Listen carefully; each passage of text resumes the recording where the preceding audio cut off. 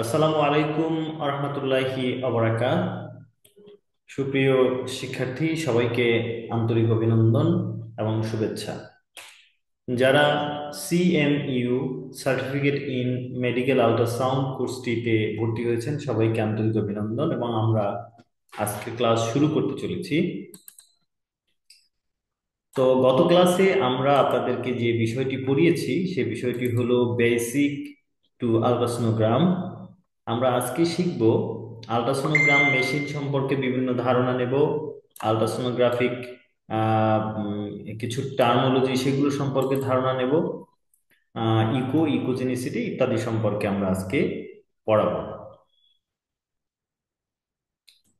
তো যাই হোক, গত ক্লাসে আপনাদের সাথে আমরা আলোচনা করেছি যে টেকনিক অফ ইমেজিং সিস্টেম, অথবা আমরা আলোচনা করেছি যে আলট্রাসোনোগ্রাম মেশিনে আলট্রাসোনিক ইমেজ কি করে জেনারেট হয় সেই সংক্রান্ত বিষয়। এ ব্যাপারে পড়াতে গিয়ে আমি আপনাদেরকে পড়িয়েছিলাম যে ইকো কি। আমরা সেই বিষয়টা আবার একটু রিমাইন্ড করব। ইকো হলো the sound that come back from source of original after being obstructed by an object is called echo. অর্থাৎ যখন কোনো অবজেক্টে বা কোনো অঙ্গে বাধাপ্রাপ্ত হয়ে সেই বাধাপ্রাপ্ত সাউন্ডটা আবার সোর্স বা উৎসের দিকে ফিরে আসে, এটাকে বলা হয় ইকো। আল্ট্রাসোনোগ্রামে মূল যে ভিত্তি যে নিয়ে কথাবার্তা হয় সেটা হলো ইকো। তো এখন আমরা জানলাম যে ইকো কি, আমরা জানলাম যে ইকো কি। তো এখন এই ইকো কয় প্রকার এই সম্পর্কে আজকে আলোচনা করব। তো চলুন আমরা সে বিষয় নিয়ে আলোচনা করি। আমরা যে ইকো আলোচনা করেছি সেই ইকোকে আমরা তিন ভাগে ভাগ করতে পারি। একটি হলো হাইপার ইকো, আরেকটি হলো হাইপো ইকো, আরেকটি হলো অ্যানিকো। আমরা ইমেজে চারটি ইকো দেখছি বা চারটি ইকোর কথা বলা আছে, কিন্তু আমরা তিনটা ইকোই পড়বো, চারটি ইকো পড়ার কোনো প্রয়োজন নেই। এটা আমরা যখন হায়ার লেভেল ক্লাস করব, যখন আল্ট্রাসোনোগ্রামের উপরে ডিএমইউ কোর্স করব, তখন এগুলো নিয়ে আলোচনা করব। তো এবার আসুন যে হাইপার ইকোটা কি।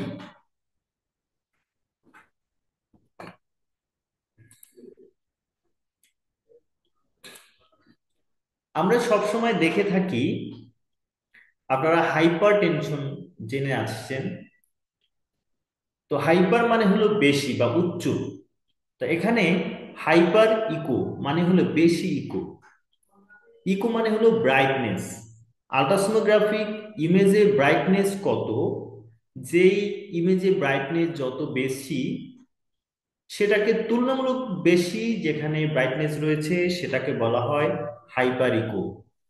আমরা যদি একটা আল্ট্রাসোনোগ্রামিক ইমেজ কল্পনা করি, এখানে এখানে দেখেন যে গোল চত্বরটা গোল দেওয়া আছে, বৃত্তটা আছে, সেই বৃত্তের জায়গায় বেশি আলো।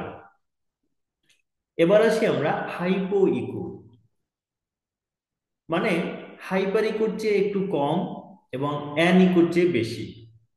হাইপো ইকো হলো মিডেলি মিডিয়াম, যেখানে একেবারেই অন্ধকার নয় আবার একেবারেই আলো নয়, এরকম যে জায়গাগুলো সেগুলোকে বলা হয় হাইপো ইকো।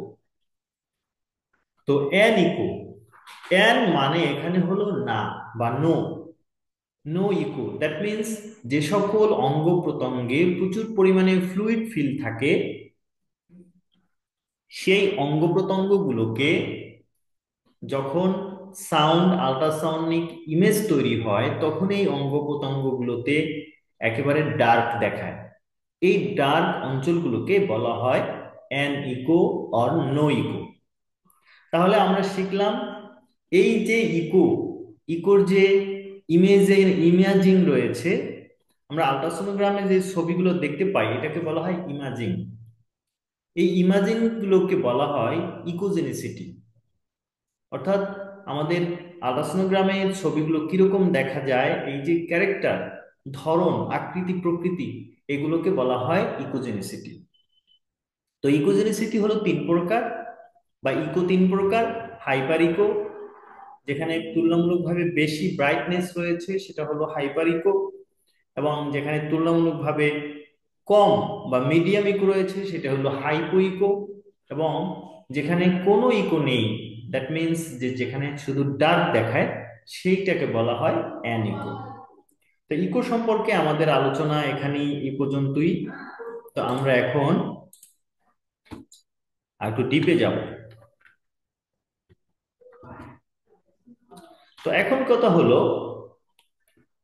আমরা যদি একটি আলট্রাসোনোগ্রামের ইমেজ দেখি, সেই আলট্রাসোনোগ্রাফিক ইমেজে আমরা যেটা দেখতে পাবো যে অ্যান ইকো বা অ্যান ইকুইক বা নো ইকো কোথায় কোথায় পাওয়া যায়, সেটা হলো সিস্ট।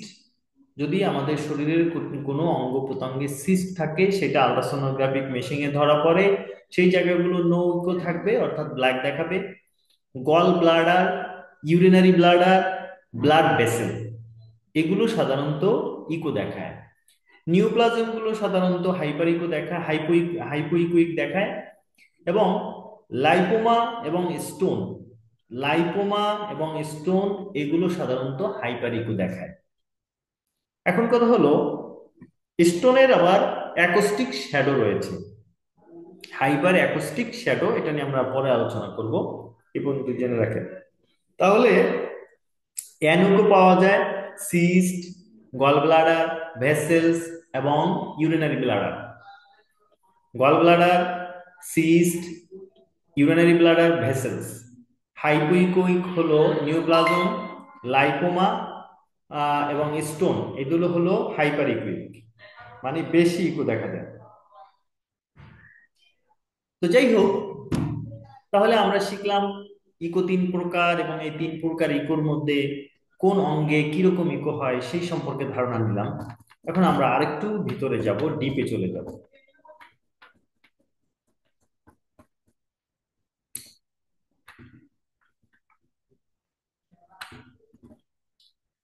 এবার আসেন, আমরা যে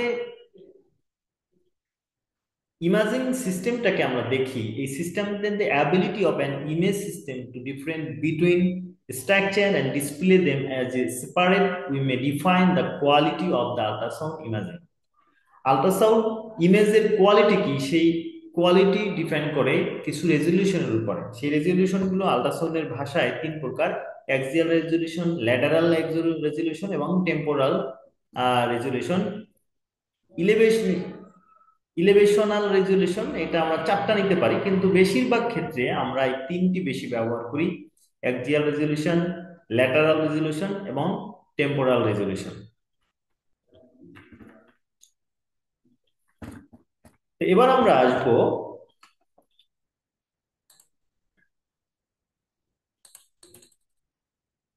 বেসিক আল্ট্রাসোনোগ্রাম, আমরা মোটামুটি শেষ করেছি।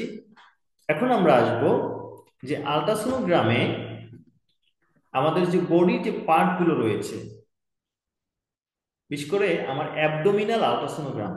অ্যাবডোমিনাল আল্ট্রাসোনোগ্রামকে আমরা পেটকে আমরা 12টা ভাগে ভাগ করতে পারি। তো 12টা ভাগে ভাগ আপনারা অবশ্যই জানেন, সেগুলো নিয়ে আমি আলোচনা করব না। এখানে আমরা যাব যেখানে আপনারা মিডিলে দুটা, এখানে আমরা দেখেন যে এই যে মিডিলে যে একটা রেখা রয়েছে, এটা যে রেখাটা সাধারণত আমাদের স্কাপুলা, সরি ক্লাভিকল এবং হলো ব্রেস্টে নিপল বরাবর গিয়ে খাড়াভাবে যে আমরা কাল্পনিক যদি কোনো একটা রেখা টানি, সেটাকে বলা হয় mid clavicular line. Mid clavicular line, এটা মনে রাখতে হবে। তো মিড ক্লাভিকুলার লাইনে আমরা আমাদের অনেক কিছু জানার আছে, সেগুলো আমরা পরে, এটা শুধু আপনারা জেনে রাখেন, অনেক এগুলো ডিটেলস পড়াবো না।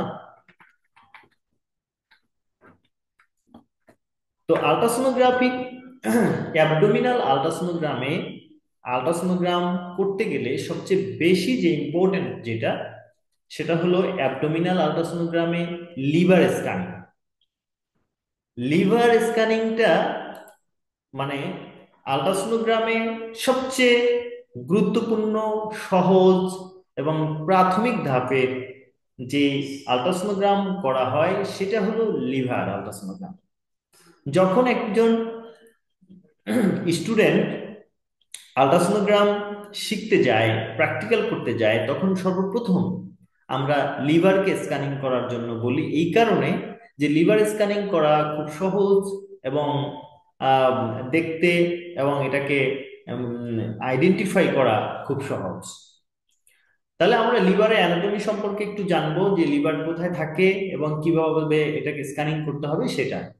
The liver is located in the upper right hand portion of the abdominal cavity, beneath the diaphragm and top of the stomach, right kidney and intestine. তো লিভার হলো আমাদের ডান দিকে থাকে এবং বিশেষ করে আমাদের উপরের রাইট পোর্শনে থাকে। কিসের? অ্যাবডোমিনাল ক্যাভিটি, আমাদের যে পেট রয়েছে সেই পেটের ডান দিকে, বিনেথ দ্য ডায়াফ্রাম, ডায়াফ্রামের নিচে আমরা এটা দেখব, and top of the stomach, right kidney and intestine. সোজা কথা যে ডান দিকে লিভারের অবস্থান এবং মিড ক্লাভিকুলার লাইনের নিচে আমরা যদি দেখি তাহলে আমরা লিভারকে স্ক্যানিং করতে পারবো। লিভারকে যদি স্ক্যানিং করা হয় তাহলে ঠিক এভাবে লিভারের একটি ইমেজ আমরা কিন্তু দেখতে পাবো। তো আমরা ইতিপূর্বে যে বিষয় নিয়ে আলোচনা করেছি, যে হাইপার ইকো, হাইপো ইকো, অ্যানিকো, এখানে আপনারা দেখেন যে নিচে একটা বর্ডার লাইন রয়েছে, এটা ডায়াফ্রামিক লাইন, এবং এই বর্ডার লাইনটা দেখেন অনেক উজ্জ্বল, এই উজ্জ্বলটাকে বলা হয় হাইপার ইকো। এবং দেখেন এই যে এর মিডলে যে জায়গাগুলো রয়েছে, এই জায়গাগুলো কিন্তু হাইপো ইকো, মানে খুব উজ্জ্বল নয় এবং খুব অনুজ্জ্বল নয়। এবং তীর চিহ্ন দিয়ে যে জায়গাগুলো দেখা আছে, পোর্টা হ্যাপাটিস, এগুলো দেখা যাচ্ছে, এই জায়গাগুলো কিন্তু মানে ফ্লুইড ফিল। তো এই কারণে এই জায়গাগুলো অ্যানিকো। তাহলে আমরা এটাও ক্লিয়ার হলাম এবং লিভারের ইমেজটাও আমরা দেখলাম। তো লিভারকে যখন স্ক্যানিং করা হয় ঠিক এভাবে লিভারের ইমেজটা কিন্তু আমরা দেখতে পাই।